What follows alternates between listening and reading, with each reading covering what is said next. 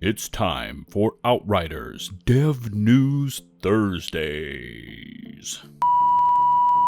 Well, clearly I haven't really thought this one through, because technically where I live it's Friday, but my graphics still read Thursday, and this could either be mistaken as me being misleading, or maybe I'm just being lazy and took another full day to check through the latest post from the team at Square Enix. Maybe I can just Photoshop the graphics to read slightly late Friday dev news? Screw it. To heck with all the public perceptions. Truth is, the news came out late yesterday and I'd already shut it down for the day because, technically it's 5 o'clock somewhere. What's going on, everybody? It's Buzz, and yesterday we got this wall of text from the Outriders community manager speaking towards a range of subjects swirling around the community. But before we jump into this one, in case you aren't yet a sub, please smash that sub button for more intensive Outriders content. And don't forget to ring the bell to never miss a future upload notification from my channel. Let's go.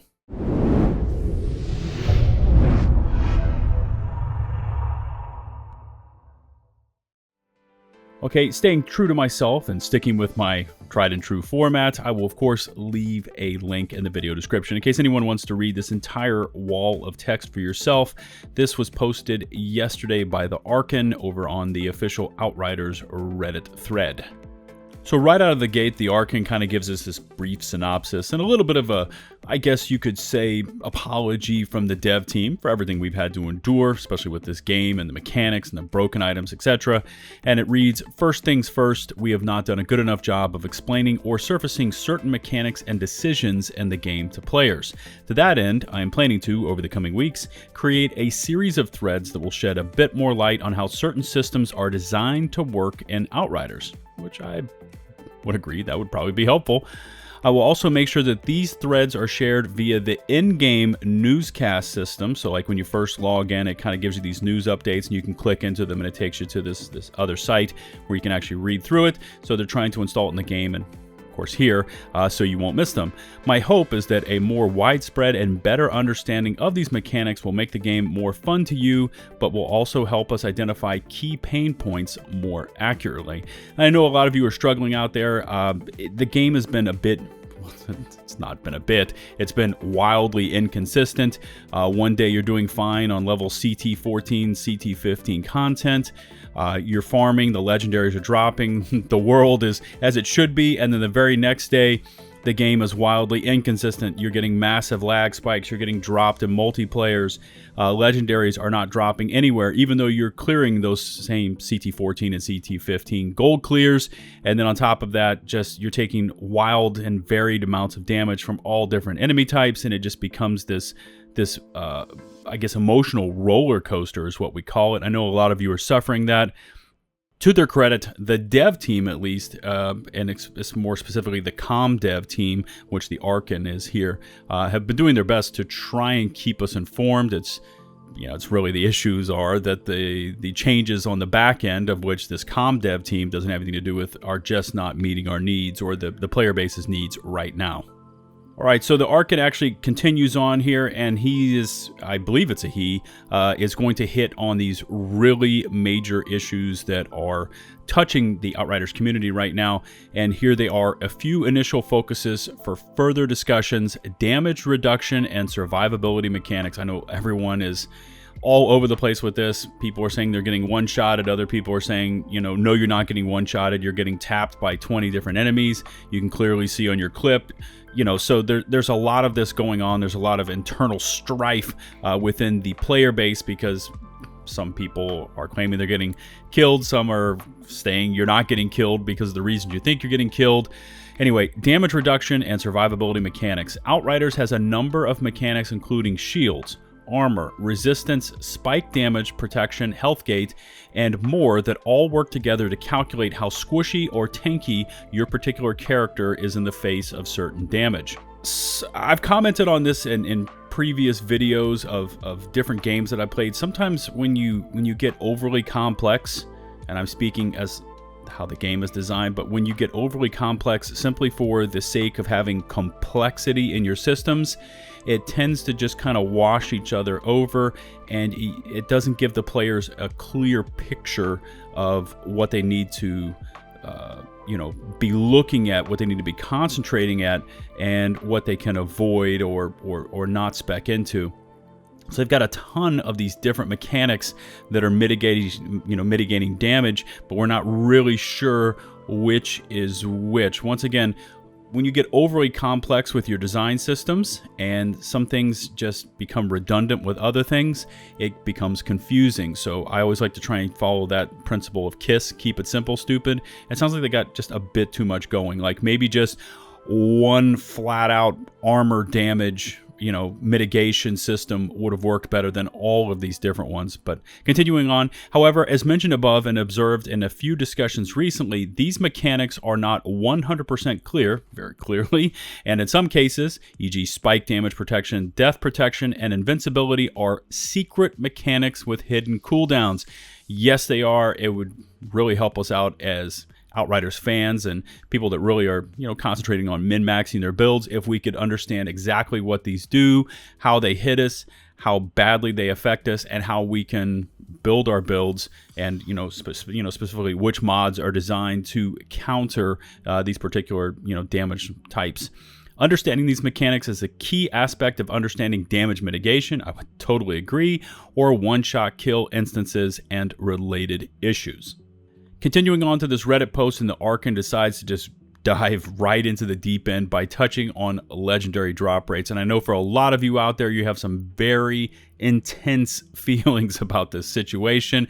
But let's continue on and see what the Archon has to say. He says, "We're aware that some players are unhappy with legendary drop rates as they currently are." Yes, I'm going to say that I am included in this category. This is a topic that across various game modes and difficulty levels includes many layers and further questions. To that end, we're planning to share more information about legendary drop rate mechanics in future to help you understand the system a bit better and to help make your farming more targeted. Okay, my interest is piqued, and less frustrating, which is kind of the reason that we play games, right? To basically remove us from reality, have a good time, enjoy ourselves. We don't want to be frustrated by needless and senseless mechanics in the game, like this RNG system, which is punishing right now in Outriders. I know probably 100%, if I were to make a poll, of people out there feel that the RNG system, especially when it comes to Legos dropping, is really, really difficult to understand. It's punishing, it's stingy. Note that this is just an initial step regarding this matter, but it is required for us to make informed choices. Okay, as I hinted at when I first started to read this legendary drop rates portion here that the Archon has posted, I do have some strong feelings on this. I have some strong opinions on this. I really feel that the way that the on-screen representation of Lego drop rates for CT14 and CT15s is really misleading. And as somebody that I spend all day in the world of numbers, it's what I do IRL. If you're going to say that Legos drop at 20% on CT14, and I believe it's 25% at CT15, then you would expect, let's say for CT14, if 15 pieces of loot are going to drop for you at the end of a CT14 completion and you're at 20%, you would think that on average you would see 3 of those 15, maybe, 3 of 15 would be Legos, then the other 12 would be epic or rare or whatever they are. But in many cases, what you think at 20% is not happening. So some clarification, is this RNG for each piece of loot that drops? So for each one of those 15 pieces, does it go through the RNG calculator and then it's 20% for each piece? Is it going to be that 20% and a Lego is going to drop for that piece? Or 80% that it's going to be just an epic piece? Or is it spread across the entire average of those 15 pieces? Which in that case, you would think that at a CT14 at 20%, if you have 15 pieces of loot that drop at the end, 20%, you're thinking 3 pieces spread out over the 15. And what we're seeing right now, and what I frequently see, is I'll complete a CT14 and get nothing. None of those pieces. And statistically, that's really, really, really, really rare, if you're just doing the math, trying to space it all out. statistically, that's almost impossible that it would happen that way, that it reads 20%, but you don't see one drop at all. And then the next run you do, which is a CT14, not a single Lego drops. And then I've done 3, 4, 5 in a row where not a single Lego has dropped.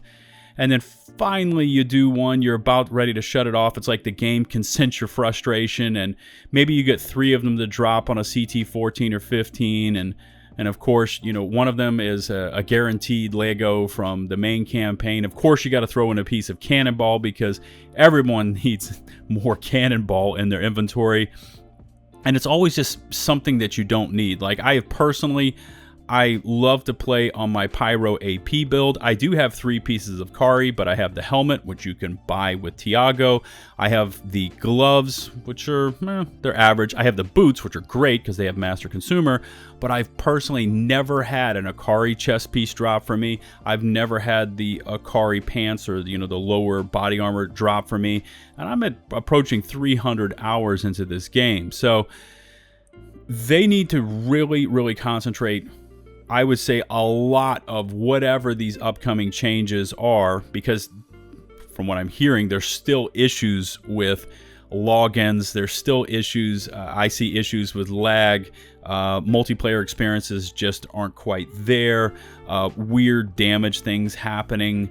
Like all of a sudden you're just, you know, I'm not dying now, but I'm getting basically going from 25k, 30k armor down to a few hit points of damage, and I'm not quite sure where I'm getting hit from because everything behind me was already killed, and the only thing that's in front of me is not a ranged enemy. It's like one of those minor perforos or something like that, and they're, you know, 30, 40 feet away, so I'm trying to figure out where I'm dying from.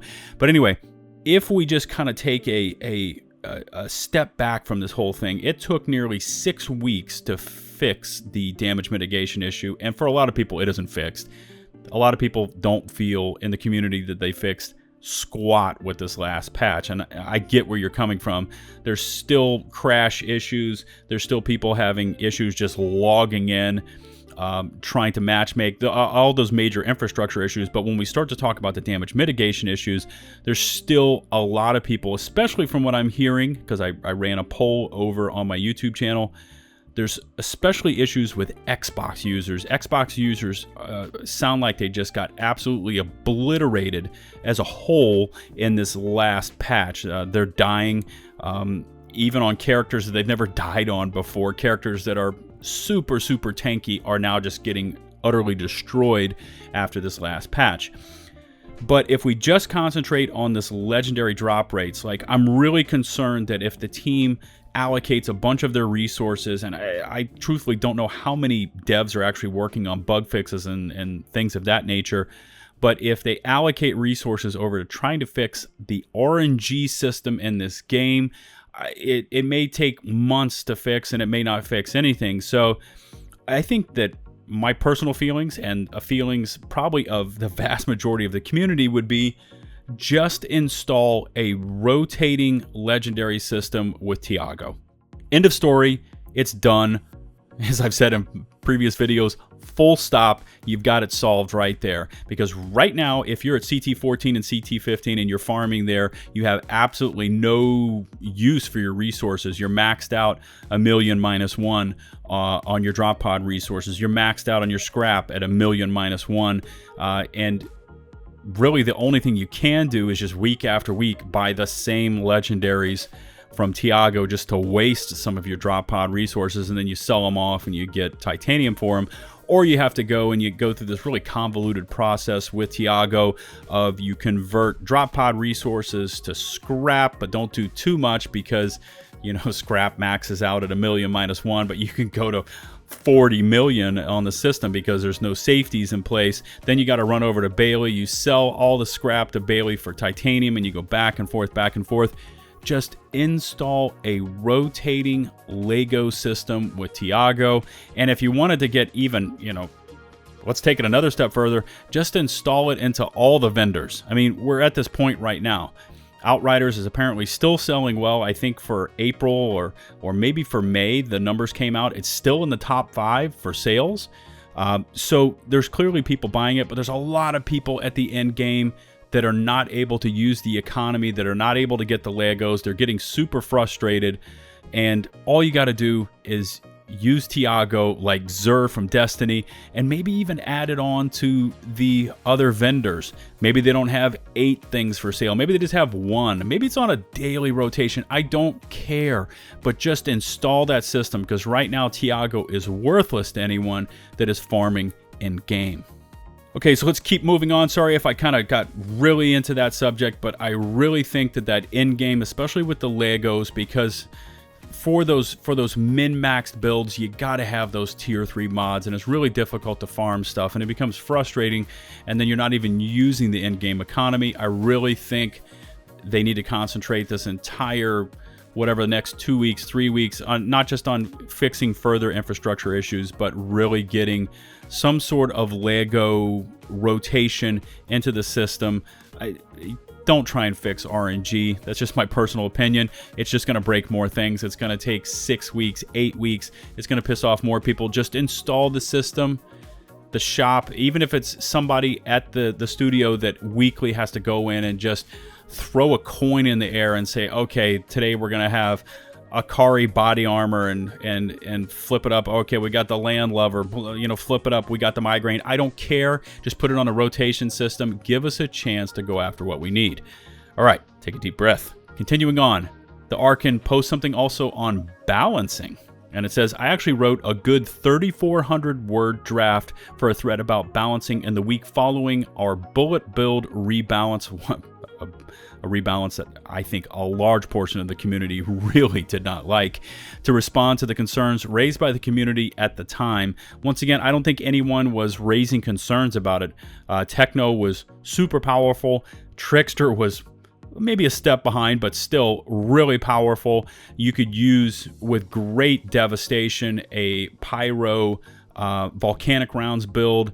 Then that first week ended. They came in with the class nerfs designed to bring Tenno down. Yeah, it brought Tenno down from super OP to just OP, but it really hammered Trickster, and it really hurt bullet-based builds with Pyro. Of course, Devastator was not really affected in that first week because Devastator really has nothing in there that uses twisted rounds, so they weren't affected by those things. But yeah, let's continue on. This thread explained how we wanted to go about balancing, why the bullet build changes were necessary, and it included an FAQ to answer just about every balance design question you had or have.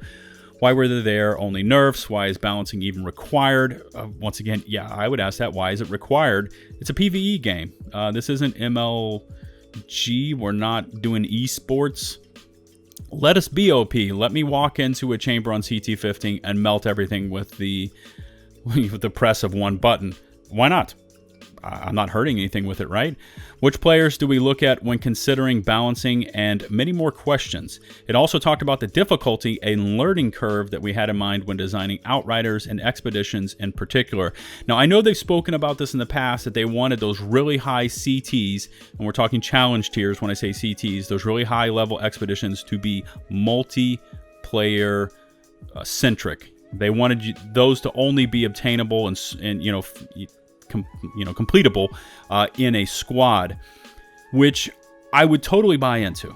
I would totally say, yeah, okay, CT 13, 14, 15, let's make them super difficult so that they need to be in the squad. But then, and here's the giant caveat to this, you have to have a stable and lag-free and easy to matchmake multiplayer system. Okay, when you are fighting against the multiplayer system of trying to matchmake, there are no checks and balances in place. Matchmaker can put you in, if you actually use the system in the game, you could be at a CT15 and fully capable of clearing a CT15 on your own, and all of a sudden it places you with somebody. If you go through the matchmaker system, it places you with somebody who's trying to finish the campaign, or maybe they're on CT2. I mean, there's no checks and balances. There's nothing you can go in there and say, okay, region lock it to this region. I only want to matchmake with people looking for CTs on, I don't know, CT 13, 14, 15. There's no check boxes in there, so you're getting match made with people that are AFK and all sorts of issues. Now, I've got a workaround for that, which I'll discuss at the end of the video, but Yeah, I would absolutely agree with that. CT13, 14, 15, if you want to make those stupid hard so they can only be completed with the best in-game builds, then fine, do it. But then you've got to establish a super easy to use and stable multiplayer experience. If your multiplayer experience is crap, if you're not able to matchmake with people that are on your level, that want to take on those highest, difficulty CTs, if it's super laggy, if it's causing people to crash, if it's, people are dropping in the middle of combat because they're just getting disconnected, then we can't be fighting the infrastructure and fighting these super difficult, if you were to make them, CT 13, 14, 15 enemies. So at this point, I would say don't even mess around with balancing. Leave it the way it is. People want to be able to solo CT 13, 14, 15. Leave it how it is. Work on the infrastructure for multiplayer, and then because and I'm saying the studio has talked about how Outriders is their next major franchise, then for this next DLC or this Outriders 2 or whatever, then raise the difficulty level at that point. Make sure it's tested. Raise it at that point. And then, force people into that multiplayer experience to handle those higher, maybe CT20 or CT25 content. At that point, do it. But don't try and come in here and reinvent the wheel at this point until you've got that super stable, connection to servers, dedicated servers. I think a lot of people have been asking for. I would say this is a big no-no. I would not be touching balance for endgame or for classes unless they're going to buff all 3 classes below Techno up to match Techno. Continuing on, however, the subsequent issues around inventory restoration and damage mitigation made such a thread quite out of touch to post at the time. Absolutely agree. The Arkin read the room correctly. It would not have been a good time to start talking about further balance changes, etc., with major infrastructure issues still in place. I'm hoping to be able to revisit this draft and share a more current version of it in the future to help better explain our initial vision around balancing. Once again, I think that the time period, the window for that initial vision has closed. Outriders is 2 months old. The people that have stuck with it because they like the game. Let them continue to enjoy the game that they want to enjoy, and then work on your initial vision. Maybe it's not happening in the first 2 months, but work on it for the next DLC. Work on it for something in the future, and don't touch the game right now unless you are making the game better. Okay, with infrastructure, with matchmaking, with, the Lego drops with Tiago, those kind of things would make the game better. Establish that, get it all, solidified, perfectly smooth, running like a charm, and then we can talk about balancing and issues like that in the future for DLC. Regarding further balancing, we want to first see how things shake up regarding our latest patch. Once again, I did that poll. A lot of people have said that it has done nothing, if not harm their previous experience, since damage mitigation issues or malfunctioning mods could push the meta in certain directions. Absolutely, there are tons of mods that do not work in multiplayer, especially anything based on status effects and replenishing ammo, not because something is unbalanced, but because players might not have been finding a certain aspects of play reliable enough to use consistently. Absolutely. And yes, we'd want to focus primarily on buffs, not nerfs. So, like the last sentence, if I were in the boardroom, if Lieutenant BuzzLitebeer was actually steering this ship, I would put up onto the board, okay, let's put all the balance changes on hold. Let's get this RNG system. Let's not mess with that because that sounds like a huge can of worms. Let's instead install something into Tiago, even if a coder needs to change it by hand every week and then does a 10-minute maintenance window each week to install a new set of items in there. I don't care. That would really help it out. So continuing on, and the Arkin gives us even more information. Like I said, this was a major wall of text. Our next patch is currently undergoing testing with the intent to release in the later half of next week.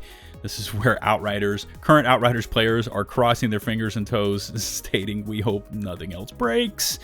We'll confirm this next week when testing wraps up. We will share specific patch notes with its release. We know that our previous patch took uncomfortably long to release, but we do hope to be able to be performing the patch much more frequently now. Be able to be patching the game much more frequently now. Player Appreciation Package. I've spoken about this in previous videos. This is currently undergoing testing, and I will share more news around this as soon as we have a confirmed go-live date. The tech for this package is based on the restoration script we used, but needed additional coding, as we are, for example, attempting to ensure that players would only receive a legendary weapon that they previously did not obtain. Personal opinions, I've made them known in previous videos. The player base, what is left of the player base, has gone through a tremendous amount of issues, and they've still stuck with the game. And this is me kind of speaking to the studio, not to the player base. Throwing them a one legendary item that they don't have in their inventory, and maybe some like titanium and crafting materials, that's not enough. Just me calling a spade, that's not enough. I don't even think 10 legendary items, even if they were god rolled and they were items that the player doesn't have, I don't think that 10 legendaries, put into each one of their characters, each one of their tunes is enough. There needs to be something so over the top. In retail sales, they always say under promise and over deliver.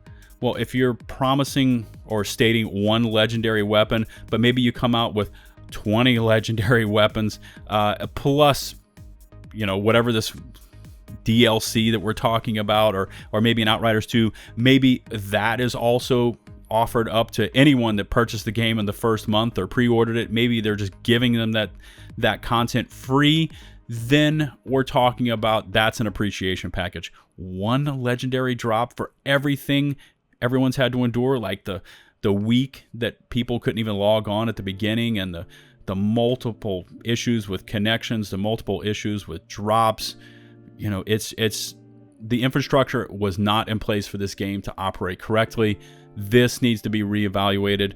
If somebody at Square Enix, if somebody at People Can Fly wants to put me on Zoom, I can hash out exactly what it is that the players need to make us feel better, because I have been with this game since minute 1, issue 1. I played through the demo. I had the game launch day. I went through all the same issues out there. A little more stable for me on PC, but I would seriously, I would give my time for free to go onto Zoom with whoever wants to talk to me from Square Enix or People Can Fly, and we can hash this out, because one legendary, be prepared for the backlash, not just, on my channel, even though I'll keep it professional, but prepare for the social media roasting that you will get if you just do this. If you want to impress people, okay, let's continue on this with, under promise, over deliver. Okay, and so you're going to say, hey, we're going to give you one legendary weapon, but then you come out with something like 40 other things that weren't even mentioned. That's another thing. Okay, personal note, and then the Arkin says he's going to be out of the office, probably on vacation at this point, probably pulling all of his hair out, needs to go to the beach for a little while, and they give us an alternate contact to look at. There's also a ton of issues down here with all sorts of things, with crashes and memory leaks, multiplayer connectivity issues related to rubber banding and lag. Yeah, major issue I see there. Sign-in issues still occurring. Okay, and they added telemetry 2 months into the game. Already covered that. But yeah, sign-in issues are still occurring. And then this is a major issue. And I'm just going to call it, like I said earlier on, call a spade a spade. If you're somebody that's out there trolling and kicking players at the end of an expedition, stop being a douchebag. Really, stop being a douchebag. This should not be a mechanic that's even allowed in the game. Like, if you make it to the end boss, then there should be no option to kick. Having somebody on your squad from start to finish, and right before they go to kick, to grab their loot, you kick them, that's an absolute douchebag move, and you should not be allowed to do that in this game. So I'm a big advocate of just having this removed. And to finish up this whole wall of text, the Arkin has also included a whole bunch of specific bugs that they're either looking into or I guess are on their radar. All sorts of things to do with tricksters, Hell Rangers items not appearing for players that purchased the gear on Epic Store. I got it over on Steam, so mine worked. But yeah, you purchase the DLC, which is not DLC, it's just like a weapons pack, and you don't get it. I can see where that would be an issue. Certain mods not working. Scrap grenade mods not working after cutscenes. Big issue. Ravenous Locust and not dealing damage. Players dying while a shield is active. Yeah, that's a big issue. Tricksters hunt the prey. I've used that quite a bit on my Trickster build. Yeah, you teleport behind a target and you're not even aimed at the target. You're basically like 45 degrees away from shooting at the back. But luckily you move slow enough, so I've kind of learned to compensate. And it's a lot easier for me on mouse and keyboard, but still, yeah, that's an issue. Devastator's gravity jump. Yeah, that can be an issue. Dev, again, Technomancer's Borealis set, not applying that big 90%, I believe, weapon damage bonus. Pyromancer's Feed the Flame skill, not properly proccing Ash effect in multiplayer. Yeah, anything right now, this would be my advice to anyone. Pay really close attention if you're doing multiplayer with anything to do with status effects, because it's hit or miss whether these things work. Whether you're proccing Ash or consuming fire or anything to do with ammo replenishment with status effects, it's all kind of sketchy right now in multiplayer. Journal entries, pickups not appearing on secondary characters. Damage blocked stat on expeditions result. Screen occasionally appears inconsistently or abnormally low. And then we've got a whole other list of helpful links going on over here. As always, I will include a link to this Reddit post in the video description below, and before I call an end to this one, I wanted to touch on that horrific multiplayer matchmaking system and my simple solution for correcting it. Just check in the video description, click on the open invite link to my community Discord server, and it will become so much easier for you. All you need to do is accept the server rules and you are in. Now once there, one of our attentive mods will get you steered in the right direction, and we've got channels for builds, CT tips and tricks, and of course a full channel devoted to LFG. Now since Outriders is fully cross-play enabled, all you need to do is post your level or needs and someone will come to your aid. Don't sit there waiting for 30 minutes to an hour plus trying to use the game's matchmaking system when you could just use my Discord LFG section and be into a group using mics within minutes of posting. As always, I look forward to reading your feedback about all of these future options and possible changes with Outriders, so make sure to leave me a comment below. In case you haven't yet smashed that sub button for more Outriders content, please do so, and don't forget to ring the bell to never miss a future upload notification from my channel. If you could be so kind as to rate and or share the video, it would be greatly appreciated. Don't forget to find me over on Twitch with weekly streams, join my aforementioned Discord server, and of course follow me on Twitter, posting my thoughts on most things gaming related. Until the next one, this is LtBuzzLitebeer, signing out.